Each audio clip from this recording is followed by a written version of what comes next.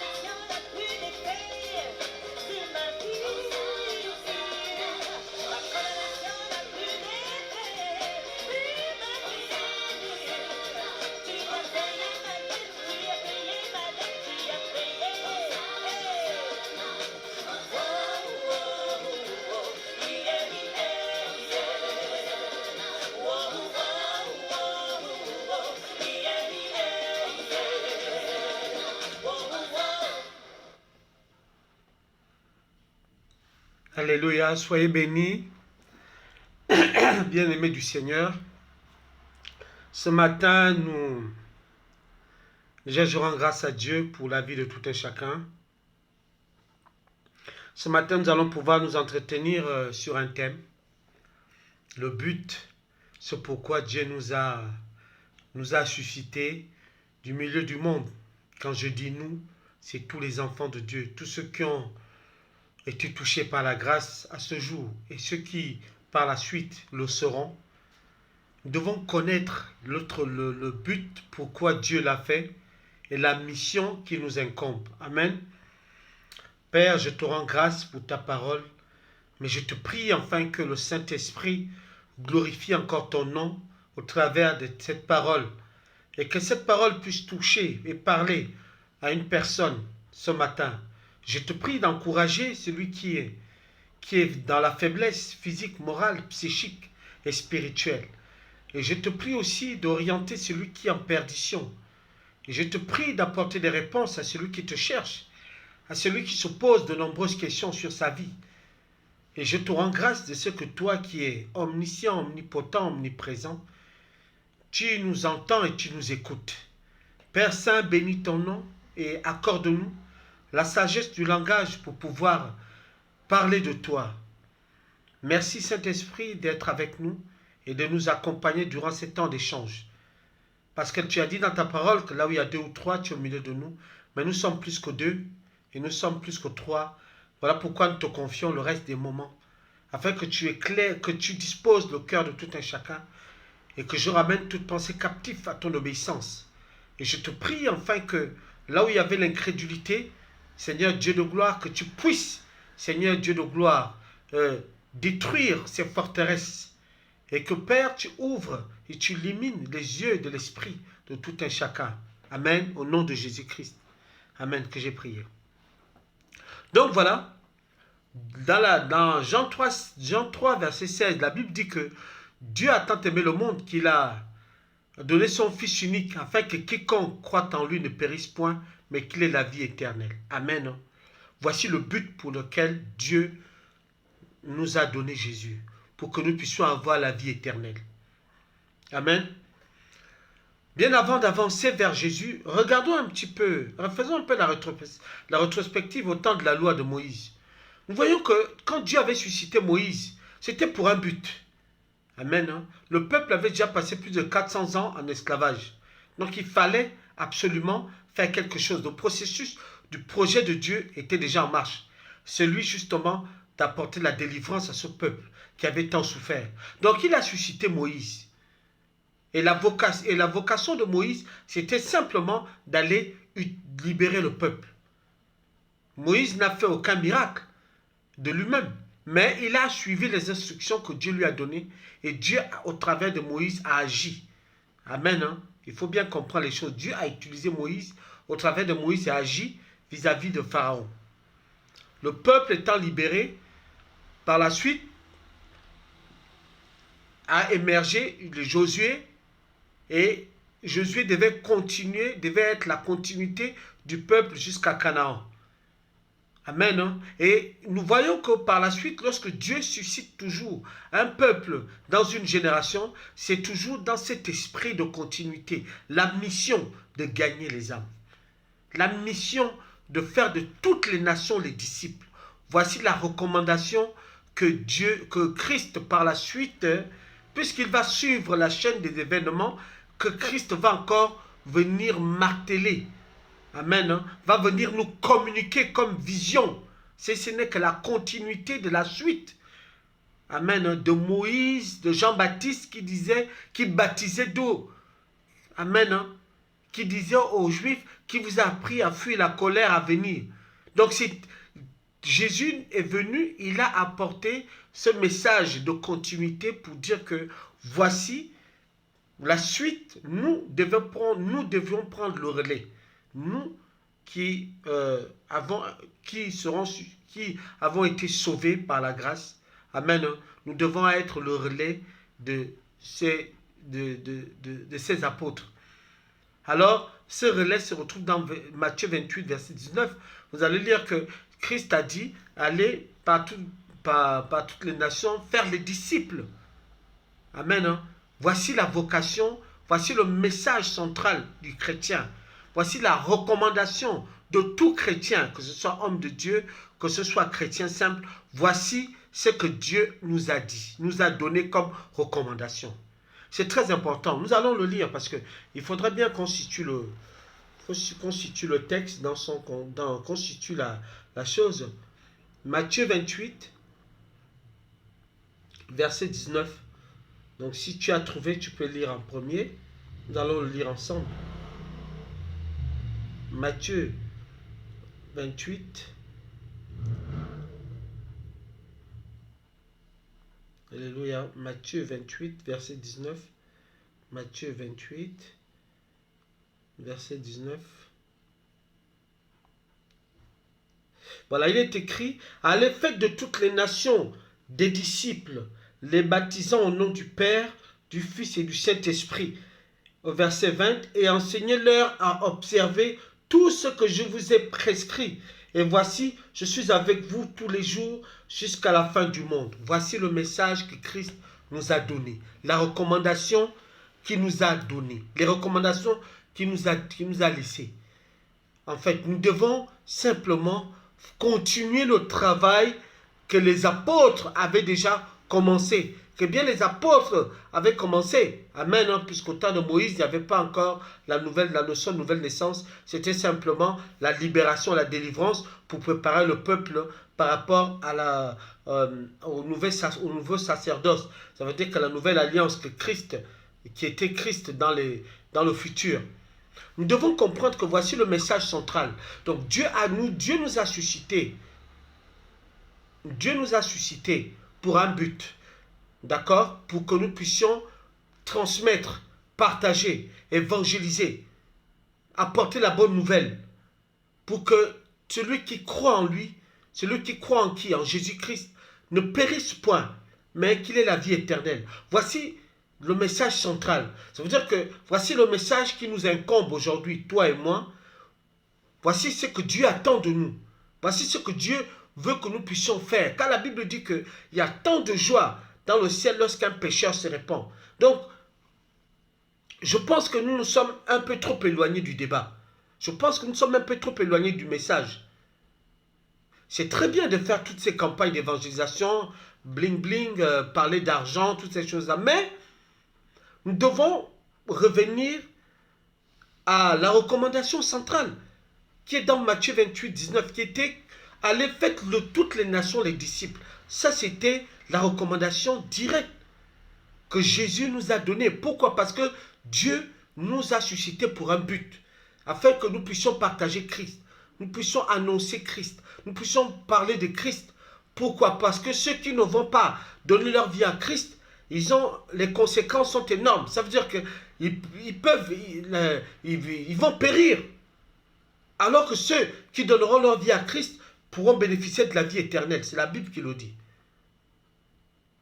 Tous ceux qui croiront en lui, bien évidemment. Donc, bien-aimé, ce matin, je suis venu t'encourager.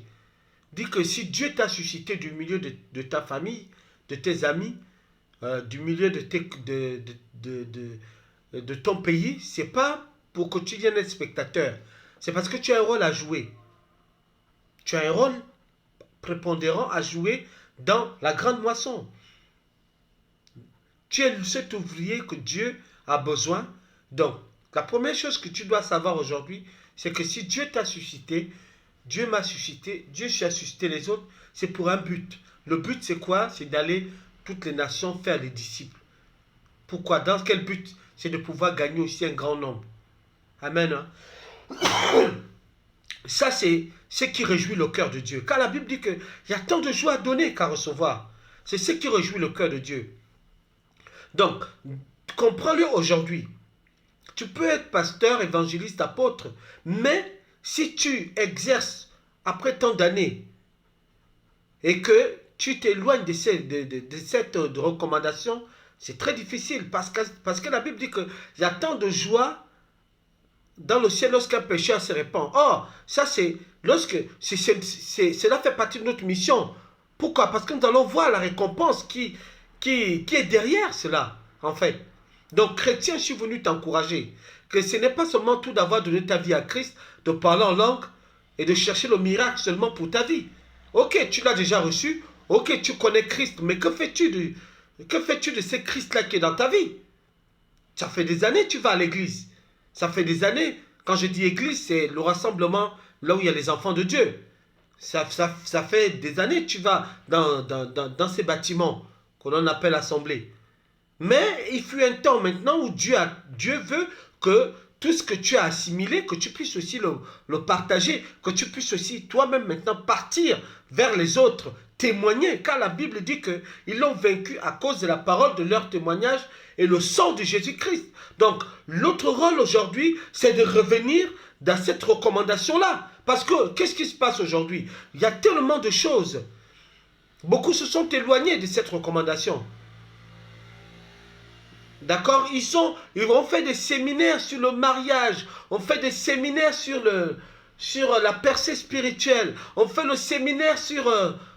je ne sais pas. Il y a tellement de choses à dire. N'est-ce pas là une erreur? Ça, c'est bien. Ce sont des artifices. Moi, j'appelle ça des accessoires. Mais ce n'est pas ce qui est important.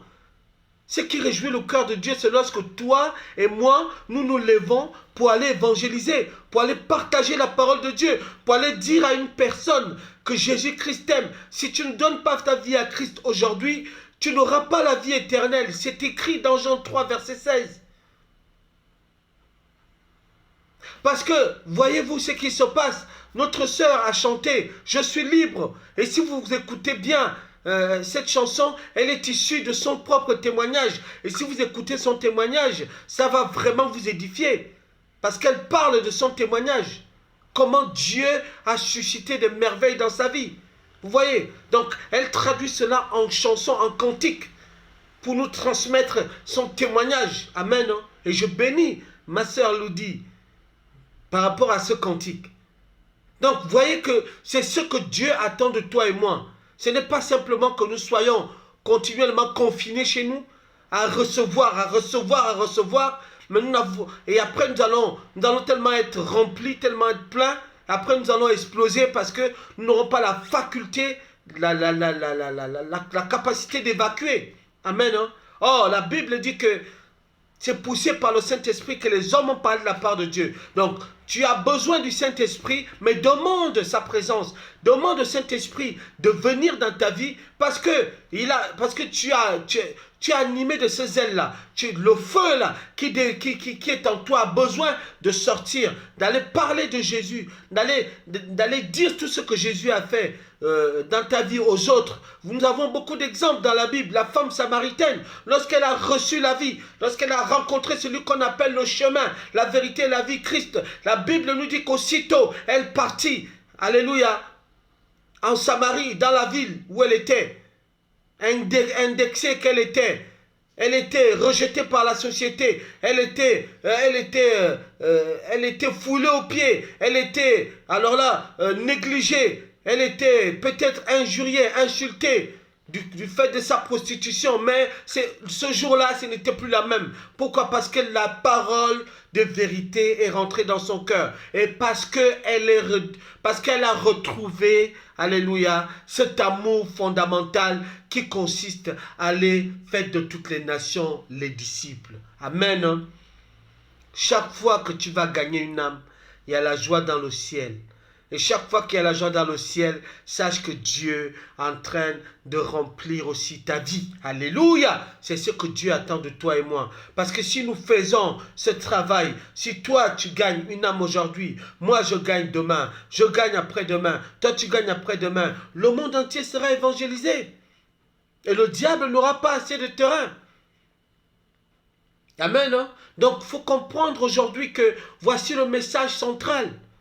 Peut-être qu'on ne te l'a pas dit, mais moi je te le dis aujourd'hui qu'il n'y a pas de spectateurs dans la maison de Dieu, dans la présence de Dieu, il n'y a pas de spectateurs. Tu as reçu un talent, tu as reçu un don. Nous pouvons encore essayer de paraphraser en disant que la parabole des talents, elle rejoint aussi le verset de Matthieu 28, verset 19 qui dit que faites de toute l'action des disciples. Et cette parabole des talents aussi s'exprime va dans le même sens. Tu as reçu un talent, mais tu ne l'exploites pas. Eh bien, tu seras un serviteur inutile et Dieu va même prendre ce qu'il t'a donné. La parabole des 10 vierges, c'est pareil. Tu n'as pas l'huile, eh bien, sache que le jour où le retour du Seigneur, eh bien, tu n'auras pas accès à sa présence. Nous voyons que toute la parole de Dieu revient, se centralise sur cette parole de Matthieu 28, verset 19 qui dit « Allez, faites de toutes les nations les disciples. » Pourquoi? Parce que Dieu veut gagner un grand nombre. Et ça, c'est ton rôle. Tu as accepté Christ. Aussitôt, tu as reçu l'amour. Tu as reçu la délivrance. Tu es libre. Lève-toi, va proclamer que Christ est Seigneur. Va dire tout ce que Christ a fait pour toi dans ta vie. Va le dire aux autres, en commençant par les membres de ta famille, tes amis. Amen. Hein? Ceux qui croiront seront bénis. Ceux qui ne croiront pas, Dieu lui-même s'en chargera. Mais toi, tu ne peux pas continuer à te taire. Tu dois sonner la trompette. Malheureusement, c'est là, aujourd'hui, qu'est-ce que nous voyons? Nous voyons tellement des artifices, des séminaires sur les délivrances, des séminaires sur beaucoup de choses. C'est très bien tout ça, mais c'est bien quand on a déjà gagné un grand nombre. et que nous sommes tous ensemble et que par la suite maintenant nous pouvons être édifiés par rapport à tout le reste. Mais comment allons-nous être édifiés par rapport au miracle, par rapport à la percée financière, par rapport à ce que Dieu attend, que tu seras ministre, tu seras X, Y demain, tu vas voyager, tu vas faire ceci, tu vas faire des grands mariages. Mais bien aimé, ce n'est pas le message que Jésus-Christ est venu donner. Il a dit cherchez premièrement le royaume des cieux et sa justice et le reste vous sera donné par-dessus tout. Le royaume des cieux consiste aussi à aller vers les autres, faites toutes les nations les disciples. Voici le message que Dieu veut recentraliser dans la vie de tout un chacun ce matin. Chrétien, voici ton devoir, voici mon devoir. Nous avons cette énorme responsabilité de sensibiliser, d'exhorter, d'encourager ceux qui n'ont pas encore Christ dans leur vie. Parce que nous connaissons, la Bible est claire. La Bible dit que Dieu verse sur sa parole pour l'accomplir. Ce qu'il a dit dans Jean 3, verset 16 est clair. Dieu nous a suscité pour un but, pour que nous puissions annoncer Jésus-Christ aux autres, afin que ceux qui croiront en lui ne périssent point, mais qu'ils aient la vie éternelle. Voici le but pourquoi Dieu nous a suscité pour être ses enfants. Ce n'est pas seulement être ses enfants et demeurer dans la bergerie, non, c'est pour aller se multiplier. Nous avons cette énorme responsabilité. Sache-le aujourd'hui. Là où tu es, tu dois gagner les âmes. Je te prends un exemple. Il y avait deux chrétiens et que j'appellerais Jean et Paul. Alors Jean avait accepté le Seigneur, Paul également. Mais ce qui s'est passé, c'est que les deux avaient un parcours différent. Jean avait toujours le temps, après son travail, d'aller évangéliser dans les hospices, dans les prisons de temps en temps, dans les hôpitaux, dans dans les rues. Et là où il avait quand il avait un peu de temps, il partait évangéliser avant de pouvoir rentrer chez lui et dormir. Donc, et par la suite de son travail, il arrivait à planifier. Il avait un temps le week-end où il partait évangéliser dans les centres commerciaux, là, dans les grandes avenues. Et il passait son temps, il distribuait les flyers. Et il était arrivé qu'il avait gagné que 2 âmes. Et il ne le savait pas. Et parmi les personnes qu'il avait évangélisées, parmi plusieurs personnes qu'il avait évangélisées, il n'y avait que 2 personnes dans ce nombre-là qui avaient par la suite connu le Seigneur et donné leur vie à Christ. Par contre, Paul, il était chrétien, il allait au culte, il partait le dimanche, il allait travailler, il rentrait tout le temps chez lui, il lisait la Bible, il méditait la parole de Dieu. C'est bien tout ça, mais il n'avait jamais le temps d'aller évangéliser. Pendant des années, c'était la routine. Et un jour, les deux meurent.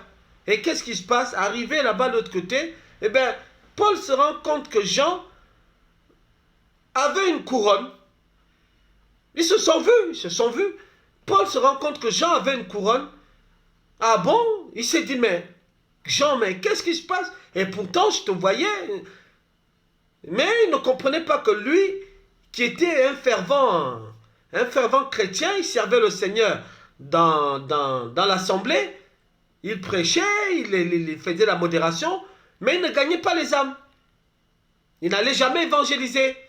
Les gens lui disaient, mais écoute, toi tu passais tout ton temps à l'église, à la maison, au travail, tu ne prenais jamais le temps d'aller prêcher aux hommes à l'extérieur, aller évangéliser. Tu n'as jamais pris le temps d'aller gagner le fils qu'une âme. Comment veux-tu avoir la couronne? Et Paul s'est commencé à pleurer. Il a été sauvé, c'est vrai, mais il n'a pas eu de couronne. Bien aimé, c'est très important de comprendre que ce que Dieu attend de nous, c'est que nous puissions justement aller parmi les nations, faire les disciples. C'est très important. Amen. Hein? Et ça, nous allons lire dans Jean 3, plutôt Apocalypse 3, verset 20. Nous allons prendre la Bible. Apocalypse 3. Apocalypse 3, verset 20.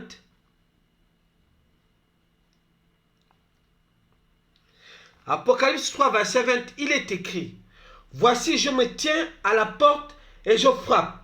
si quelqu'un entend ma voix et ouvre la porte, j'entrerai chez lui, je souperai avec lui et lui avec moi. Ici, c'est Jésus qui parle. Ça veut dire quoi? Ces versets, qu'est-ce que ces versets veulent nous enseigner? Ces versets nous enseignent que Jésus se tient à la porte. La Bible dit qu'il est la porte des brebis. Donc, Jésus se tient à la porte. La porte ici, c'est un peu l'image du monde. Jésus se tient à la porte du monde. Ça veut dire qu'à la porte de la vie de tout un chacun. D'accord? Toute personne. Et la Bible dit que nous représentons le corps humain est le temple du Saint-Esprit. D'accord? On peut amener cette image de maison, l'édifice. D'accord? Et Jésus se tient devant la porte, devant le cœur. On peut parler du cœur, devant le cœur de tout homme qui ne le connaît pas encore. Il se tient devant la porte et il frappe. Donc, d'accord, il frappe. Frapper ici, le verbe frapper ici nous amène à dire qu'il envoie sa parole dans le cœur des gens. D'accord? Il envoie sa parole dans le cœur des gens. Afin que les gens puissent être réceptifs et ouvrir leur cœur. Donc, quand il dit, il se tient devant la porte, il frappe, ça veut dire qu'il est présent. Les gens entendent, il permet que les gens entendent sa parole. Mais que cette parole-là pénètre au moins dans leur âme, mais cette parole a encore du mal à pénétrer dans leur cœur. Et qu'est-ce qui se passe? Il faudra que toi et moi, nous puissions prendre le relais justement pour aller encore vers ces personnes-là, leur parler de Jésus-Christ pour qu'ils ouvrent leur cœur et pour que lui puisse entrer dans leur cœur et souper avec lui, avec le Père. Amen. Hein? Voici ce que Jésus est en train de nous interpeller ce matin parce qu'il y a beaucoup d'églises qui ont chassé Jésus. Nous avons cette image de l'église de Jérusalem. Lorsque Jésus est arrivé, qu'est-ce qu'il a fait? Il a trouvé les vendeurs dans le temple. Les vendeurs devant le temple. Il a pris le fouet, il les a chassés. Parce que ces vendeurs, justement, faisaient obstruction, empêchaient ceux qui voulaient venir écouter la parole d'entrer. D'accord? Maintenant, qu'est-ce qui s'est passé? Il a pris le fouet, il les a chassés. Donc, il a libéré l'espace pour que les gens puissent entrer à nouveau dans le temple. Et qu'est-ce qui s'est passé par la suite? Lorsque Jésus est sorti du temple, les vendeurs sont revenus à nouveau. Ils ont constaté que Jésus n'était plus dans le temple. Et ils sont entrés maintenant dans le temple. Puisqu'avant, ils n'étaient pas dans le temple. Ils étaient à l'extérieur. Ils sont entrés dans le temple maintenant. Ils ont pris possession du cœur. Ils ont pris possession du temple. Et maintenant, ils empêchent maintenant la parole de Dieu de pénétrer dans le cœur, de pénétrer dans le temple pour qu'il y ait contact avec la personne. Amen. Hein? Donc ce matin, Christ veut justement nous utiliser pour que nous puissions encore, nous, enfants de Dieu, qui avons déjà reçu la grâce, la parole de Dieu dans nos cœurs, de repartir vers ces personnes-là, aller évangéliser, leur apporter la parole, aller dire les bienfaits que de Dieu dans nos vies, aller communiquer la vie, aller leur parler de Jésus-Christ, de combien il est merveilleux, combien il les aime et comment il a donné sa vie pour eux. C'est très important. Voici ce que Dieu attend de nous. Amen. Hein? Voilà pourquoi il dit, se tient à la porte, il frappe. Pas seulement à la porte des païens, même les incrédules, même les chrétiens qui ont abandonné la foi. Jésus revient à nouveau, il frappe à ta porte. Parce qu'il veut que tu ouvres ta porte. Tu veux que tu ouvres la porte de ton cœur. Il veut que tu ouvres ton cœur à nouveau pour qu'il puisse entrer. Sache que Jésus n'est pas la cause de tes problèmes. C'est le péché, c'est ton incrédulité, parce que tu ne le connaissais pas. Et il te pardonne et il t'aime. Amen. Hein? Dieu n'est pas la source de tes problèmes. C'est parce que tu as choisi un autre chemin que sa parole. C'est parce que tu as choisi de boire une autre eau que son eau vive. Donc sache que aujourd'hui, il revient dans ta vie et il frappe à nouveau. Il veut simplement que tu ouvres son cœur, que tu causes avec lui, que tu puisses souper avec lui et que tu lui fais part de tes soucis, tes fardeaux. Qu'est-ce qui se passe dans ta vie? Comme il avait coutume de poser la question, que veux-tu que je fasse pour toi? Mais pour cela, il faut que tu ouvres ton cœur à nouveau à Christ. Ouvre-le ton cœur. C'est lui qui a la clé. La Bible dit qu'il a vaincu la mort. Le séjour des morts. C'est-à-dire que tu as devant toi celui qui est tout puissant. Quand il décide quelque chose, rien, personne ne s'oppose. Alors celui-là vient à toi ce matin et te dit, mon enfant, tu as longtemps souffert, je t'ai vu, je te connais, mais ce n'est pas ma volonté de te voir ici. Alors ouvre ton cœur et reviens aux fondamentaux. Je t'ai suscité au milieu de cette famille-là parce que je veux que tu ailles parler de moi. Parce que je veux que tu prennes cette responsabilité d'aller annoncer tout ce que j'ai fait pour toi dans ta vie. Mais tu ne l'as jamais fait, tu as gardé pour toi. Tu as suivi des balles, tu as suivi des faux prophètes, tu as suivi des astartés. Tu allais te prosterner vers d'autres idoles muettes. Mais pourquoi? Alors que je suis à côté de toi. Ouvre-moi ton cœur ce matin. Je veux parler avec toi. Je veux causer avec toi. Je veux amener avec moi le Saint-Esprit, celui que tu as besoin. Parce que lui, c'est l'esprit de vérité. Il ne demeure pas là où il y a le péché. Voici ce qui se passe. Et il y a beaucoup d'églises qui sont un peu à cette image-là. Ils ont fermé le cœur à Dieu, mais ils veulent que les hommes rentrent. Ils veulent que les gens entrent simplement parce qu'il y a la mort. Il n'y a plus la vie. Là où il y a la vie, il y a la délivrance, il y a la liberté, il y a la vie, il y a Jésus-Christ présent. Et c'est pareil partout. Un être humain qui a Jésus-Christ dans ta vie va refléter la vie. Amen. Hein? Nous voyons que la femme samaritaine, dans le livre de Jean 4, alléluia, Dieu nous explique que, plutôt la Bible nous explique que lorsqu'aussitôt qu'elle a eu le contact avec Jésus, lorsqu'elle a demandé à boire de l'eau, qu'il s'est passé quelque chose dans sa vie, c'est comme si un verrou avait sauté, elle a aussitôt été en contact avec la vie, comme quelqu'un qui était mort, qui était inerte, mais qui revient à nouveau. Elle se rend compte que, waouh, je suis vivante, je suis éveillée. Elle se met en chemin, aussitôt elle se met à aller proclamer les bienfaits de Dieu. Bien-aimé, Jésus-Christ est la vie. Et cette vie-là, tu ne peux l'acheter nulle part. Cette vie, tu ne peux l'avoir autre part que si ce n'est que lui-même qui te la donne. Sache-le aujourd'hui. Amen. Hein? Donc, il a dit, se tient à ta porte. Tu es peut-être tombé dans le péché. Dieu ne te condamne pas, il t'aime.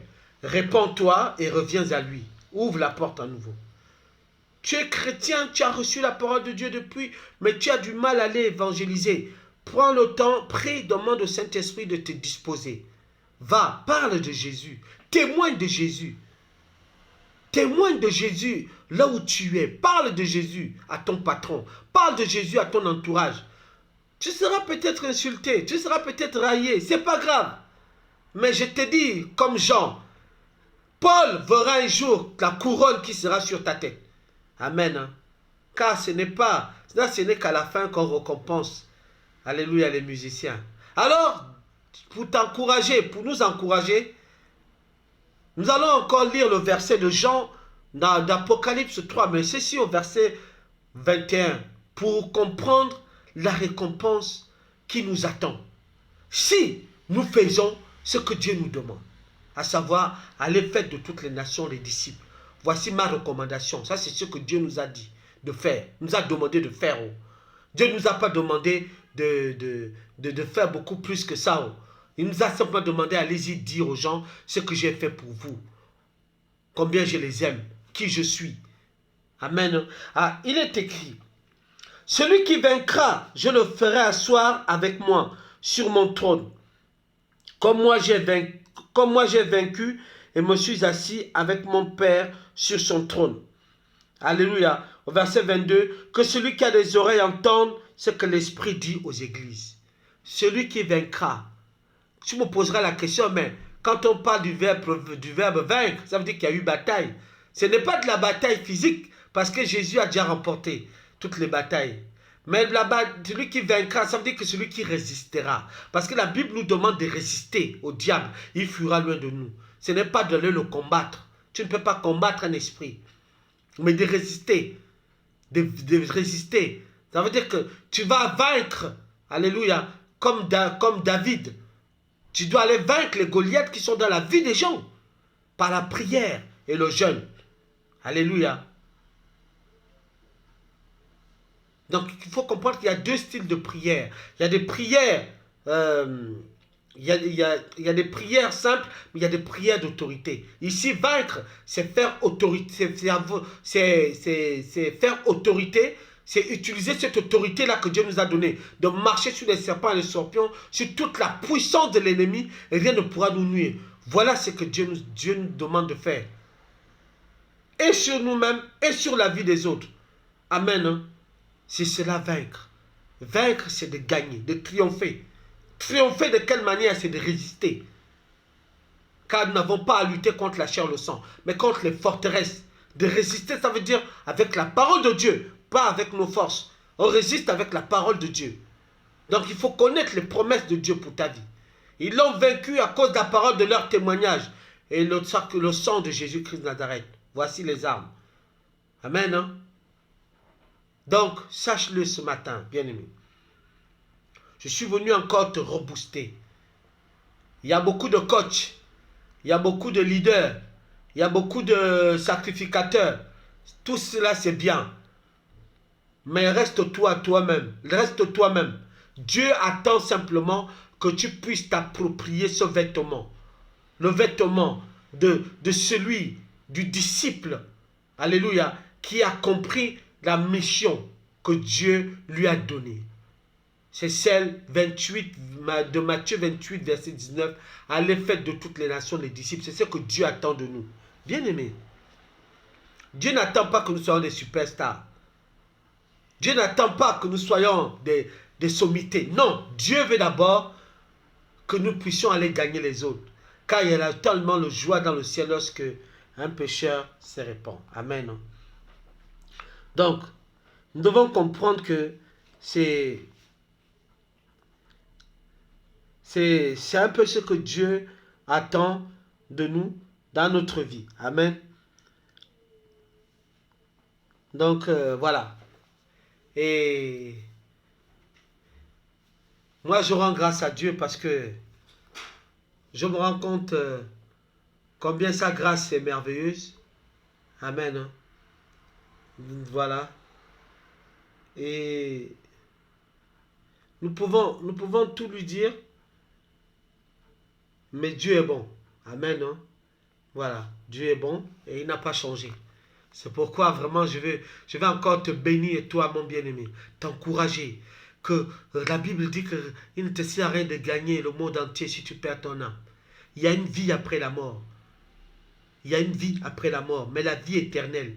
La vie éternelle là-bas, il n'y a pas de maladie. Il n'y a pas de pauvres. Il n'y a pas de riches. Mais il y a la vie qui est tellement belle. Amen. Où tout le monde cohabite ensemble. Il y a une vie, une merveilleuse vie au-delà. Et cette vie-là, elle vaut mieux que... C'est-à-dire qu'il n'y a pas de symptômes, il n'y a pas de souffrance, il n'y a pas de besoin de voiture ou quoi que ce soit. Non, tout est gratuit là-haut, dans le royaume de Dieu. Jésus a dit, il s'en va vers le Père nous préparer une place. Et c'est la vérité. Alléluia. Donc, bien-aimé, sois encouragé. Ne te décourage pas. La chose la plus merveilleuse que Dieu attend de toi, c'est que tu te lèves et que tu trouves un temps pour aller partager ce qu'il a fait pour toi dans ta vie. Partage aux autres. Amen. C'est ça que Dieu attend de toi. Amen. Donc que Dieu te bénisse encore. Donc vraiment, je t'encourage à, voilà, à réaliser comme moi les bienfaits de Dieu. Alléluia. Oh, ma sœur Loudi, Nadi Loudi, vraiment c'est une grâce, une bénédiction. Amen. Seigneur, nous te rendons grâce. Merci. Oh, suscite encore les disciples. Suscite encore les disciples au milieu de cette nouvelle génération. Seigneur mon Dieu, que les hommes et les femmes se lèvent pour toi, pour aller évangéliser, pour aller témoigner de la puissance de la résurrection, de la puissance de ton nom. Seigneur, que des hommes et des femmes se lèvent, Seigneur Dieu, pour aller secouer, pour aller branler les ténèbres. Seigneur Dieu Tout-Puissant, pour aller briser les chaînes, Seigneur, de ceux qui sont retenus captifs, quelle que soit la maladie, quel que soit l'envoûtement. Seigneur, équipe davantage tes serviteurs et tes enfants, éternel Dieu Tout-Puissant. Oh, Rabo Santa Rababa. Je te prie, éternel des armées, comme les disciples, Seigneur, remplis d'une onction de feu, éternel Dieu, qui détruit les œuvres des ténèbres. Oh, Rabababa Shanda. Seigneur, comme tu l'as fait avec Jérémie, qu'il puisse abattre, Seigneur, qu'il puisse relever ceux qui sont tombés, que le feu du Saint-Esprit, Seigneur, embrase ces enfants, ceux qui vont écouter ce message, qu'ils soient renouvelés dans leur intelligence et dans leur corps au nom de Jésus-Christ de Nazareth, que les maladies disparaissent. Oh, Rabababa Shantara, je te prie, éternel des armées, je te prie, Seigneur Dieu, que tu disposes les cœurs et les âmes de tous tes enfants, afin que, Père, Seigneur Dieu, que ces pays soient gagnés en Christ.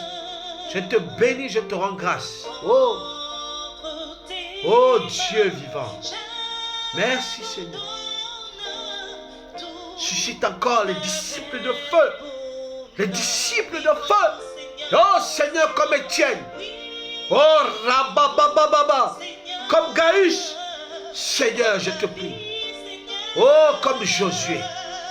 Suscite encore comme Élisée. Oh Dieu.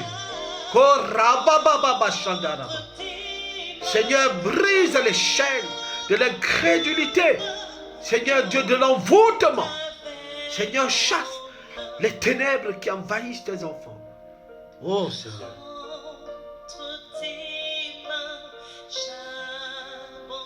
Oh, merci pour ta présence. Bénis mon frère et ma soeur. Oh, fortifie, éternel. Oh Dieu. Non, Seigneur.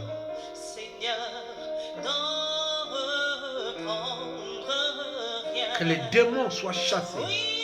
Que les esprits malins soient chassés. Des corps et des vies. Oh Dieu vivant. Je te prie ce matin, Seigneur. Manifeste-toi. Oh Dieu vivant. Alléluia.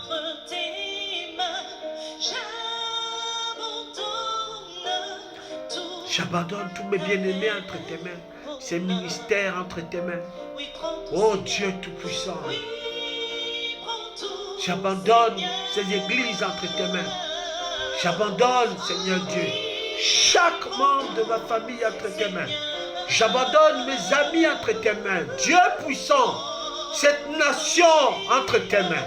Les autorités entre tes mains. Éternel des armées, tu es le Dieu puissant, capable de ramener le cœur, Seigneur Dieu, des uns à toi, Seigneur, je te prie. Oh, Rabababa Shino. Oh, sois le Dieu puissant, Seigneur. Oh, Alléluia. Oh, Rabababa Shino. Yes. Oh, Seigneur.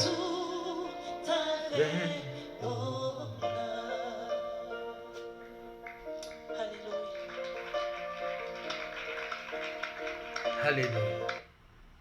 Soyez bénis, que Dieu vous bénisse. Je vous souhaite de passer une agréable journée. Nous ne sommes pas impuissants face au cancer. Et que Dieu vous comble, que Dieu vous assiste. J'espère nous retrouver bientôt. Gardez la foi. Alléluia. Persévérez dans la fraction du pain. Aimez-vous les uns les autres. Priez pour ceux qui vous maudissent, vous persécutent.